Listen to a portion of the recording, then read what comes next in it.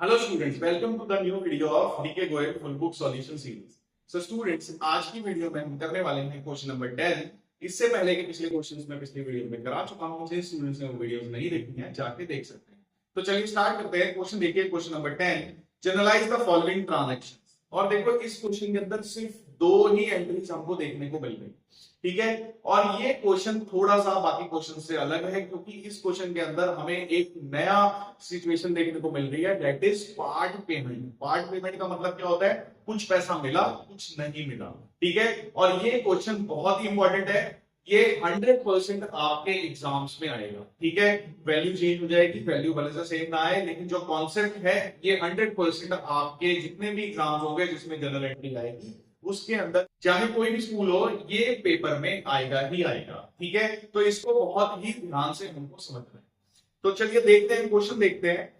पहले देखो, पहली एंट्री, इसमें दो एंट्री हो रही है, दोनों फरवरी में। तो हम क्या कर सकते हैं, कॉमन बना सकते हैं। 2025 फरवरी 3 को हो रही है पहली ट्रांजेक्शन। अब पहली ट्रांजेक्शन बोल क्या रही है? Sold goods to Simran for 80,000 at 15% trade discount and 4% cash discount. हमने सामान बेचा है सिमरन को, किस पे? हमने 15% ट्रेड डिस्काउंट दिया और 4% कैश डिस्काउंट दिया। अब देखो, ये क्वेश्चन जो है वो पार्ट पेमेंट का है। तो पार्ट पेमेंट में कैश डिस्काउंट का बड़ा सिंपल रूल होता है कि कैश डिस्काउंट सिर्फ उस वैल्यू पे लगता है जितना पैसा हमको मिला है या हमने दिया है। बाकी दूसरी वैल्यू पे हम कैश डिस्काउंट नहीं लगाएंगे। तो इस क्वेश्चन में हमें इसको भी यूज करना है, कॉन्सेप्ट को। तो चलिए देखते हैं करना कैसे है। तो सबसे पहले 80,000 का 15% ट्रेड डिस्काउंट रहेगा। तो ट्रेड डिस्काउंट हम सीधा निकाल के माइनस कर देते हैं। तो 80,000 का 15% निकालना है, तो 80,000 का पहले 10% निकाल दो। 80,000 का एक जीरो हटाओ, कितना आ गया? 8,000। 8,000 की 1.5 से मल्टीप्लाई कर दो, कितना आ गया? 12,000। मींस 15% कितना हो गया? 12,000। 80 में से 12 माइनस करो तो कितना आ गया? 68,000। इट मींस 68,000 की सेल्स हमने करी है, किसको? सिमरन को, ठीक है। अब क्या हुआ है आगे? Receive 75% amount immediately through a cheque. Simran ने हमें 75% पेमेंट कर दी। इट मींस बाकी नहीं करी होगी, तो बाकी बचती कितनी है? अगर 75 कर दी तो 25 नहीं मिलती होगी। तो हम क्या करेंगे, इसको डिवाइड करेंगे 75 और 25। अब 68,000 का हम 75% निकालेंगे तो हमारी वैल्यू आ जाएगी 51,000, ठीक है। अब 51,000 अब हमें चाहिए 25%। 68 का 25% निकाल दो, तो 25% निकालेंगे तो आ जाएगा 17,000। दूसरा तरीका क्या है? 68 में से 51 माइनस कर दो तो ये वाली वैल्यू आ जाएगी, ठीक है। अब ये पैसा नहीं मिला, ये पैसा मिला। तो जो पैसा नहीं मिला वो एटलीस्ट उधार हो गया, तो वहां पे सिंपल नाम लिख देंगे किसका? जिससे जो भी सामान खरीद रहा है, तो हम सामान कौन खरीद रहा है? सिमरन खरीद रहा है, तो सिमरन का नाम, ठीक है। उसके बाद अब ये पैसा हमको मिल रहा है, तो जैसा कि मैंने बताया था, कैश डिस्काउंट उस अमाउंट पे लगता है जो पैसा हमको मिल रहा हो। तो यहाँ मिल कौन सा रहा है? 51,000। किसके ऊपर लगेगा? तो कितना परसेंट है यहाँ पे डिस्काउंट? डिस्काउंट है 4%। तो अब इसका 4% निकालेंगे, तो इसका 4% अगर कैलकुलेट करेंगे तो हमारी वैल्यू बन जाएगी 2040। 2040 आ गई, ये हमारा डिस्काउंट हो गया। तो इसमें अवेलेबल डिस्काउंट, अब डिस्काउंट हो गया 51,000 में से 2040 का हमने डिस्काउंट कर दिया, तो इट मींस जो बचेगा वो पैसा हमको मिला होगा, ठीक है। तो बचा कितना? इसमें से इसको माइनस करो तो ये बचा 48,960। ये पैसा हमको मिला है और ये पैसा बोलते हैं चेक दिया। तो चेक दिया तो हम लिखते हैं यहाँ पे बैंक।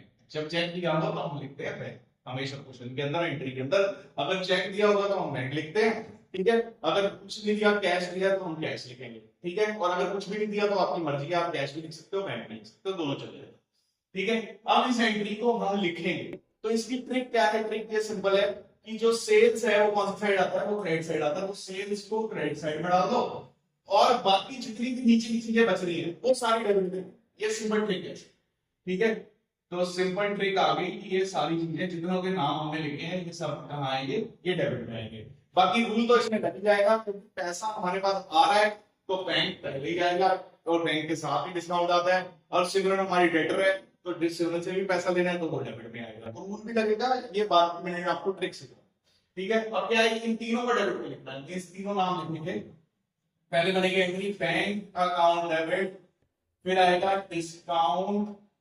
अब देखो, डेबिट में डिस्काउंट है तो डिस्काउंट अलाउड लिखते हैं, तो डिस्काउंट अलाउड अकाउंट डेबिट। तीसरे नंबर पे क्या लिखा है? सिमरन, तो सिमरन डेबिट।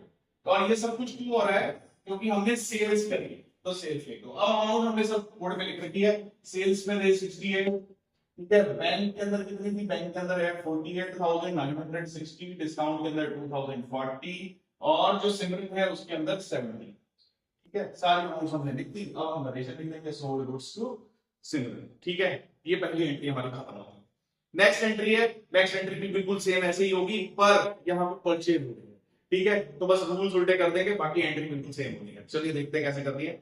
11 डेट को हमने क्या किया है, purchase goods from Ved 60,000 10% rate discount. तो 60,000 का सामान खरीदा, उसके ऊपर 10% रेट डिस्काउंट है, तो 60% का 10% कितना होता है, एक जीरो हटाओ, कितना आ गया 6,000। अब 60 में से 6 माइनस कर दो, कितना बचा 54। तो 54,000 की सिंपल आ गई परचेज, ठीक है। परचेज आ गई कितने की 54,000। नेक्स्ट है 5% कैश डिस्काउंट देना है। 5% कैश डिस्काउंट देने पर सीधा नहीं दे देंगे, जब तक हमें ये नहीं पता लगेगा कितने परसेंट पैसा मिला है तब तक हम डिस्काउंट नहीं लगा सकते। हमें पहले पता होना चाहिए पैसा कितना मिल रहा है। तो वो बोल रहा है 60% अमाउंट पेड बाय चेक। हमें आगे ये देखना पड़ेगा कि हमने पेमेंट कितनी करी है, क्योंकि 5% कैश डिस्काउंट उस पर लगेगा जो हमने पेमेंट करी होगी। तो पेमेंट करी कितनी है, यहाँ पे बोल रहा है 60% पेमेंट कर दी। तो 60% अगर कर दी तो 40% नहीं करी होगी, इट मींस 40% बाद में करेंगे, तो वो उधार हो गया हमारा हुआ, ठीक है। अब इसका निकाल लो 60%, तो इसका 60% निकालेंगे तो आएगा 32,400। अब 54,000 का 40% निकालेंगे तो आएगा 21,600, ठीक है। अब ये तो पैसा नहीं मिला, तो इट मींस ये उधार है, ये नाम पे आएगा। तो हम सामान किससे खरीद रहे हैं, वेद से, इट मींस यहाँ पे तो वेद है। अब ये पैसा हम चुका रहे हैं, अब हमें डिस्काउंट किसमें मिलेगा, इस पैसे पे डिस्काउंट मिलेगा, और कितना मिलेगा 5% के अंदर। तो 5% इसका निकालना है, तो 5% इसका कैलकुलेट करो तो आ जाएगा 1620। ये आ गया हमारे डिस्काउंट। अब देखो 32,400 देने थे, उसमें से 1620 का डिस्काउंट मिल गया, तो 32,400 में से 1620 माइनस करो तो हमारी वैल्यू आएगी 30,780। अब ये पैसा हम चुका रहे हैं, तो यहाँ बैंक लिख दो, क्योंकि हम चेक के थ्रू पेमेंट कर रहे हैं, तो बैंक लिख दो, ठीक है।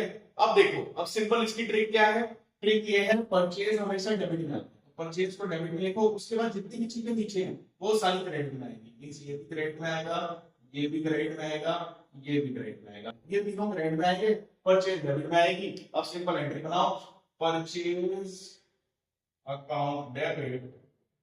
अब डेबिट में तो सिर्फ एक ही आने, बाकी सब आएंगे क्रेडिट में। तो लिखेंगे तुम पहले तो लिख दो वेद आ रहा है, फिर लिख दो टू बैंक अकाउंट।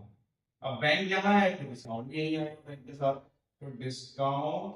अब नीचे की साइड जब डिस्काउंट होता है तो इसको क्या लिखते हैं, डिस्काउंट रिसीव्ड अकाउंट। वैल्यूज यहाँ लिख रखी है, परचेज में है 54 तो 54 के 54 लिख दो, वेद में है 21,600 वो लिख दो, ठीक है। बैंक में है 30,780 वो लिख दो, और डिस्काउंट है 1620, ठीक है। आई होप आपको ये क्वेश्चन अच्छे से समझ आया होगा। ये जनरल एंट्री का सबसे इंपॉर्टेंट कॉन्सेप्ट है, और ये 100% एग्जाम के अंदर आता है, ठीक है। मिलते हैं अगली वीडियो में इसी कॉन्सेप्ट के नेक्स्ट क्वेश्चन के साथ।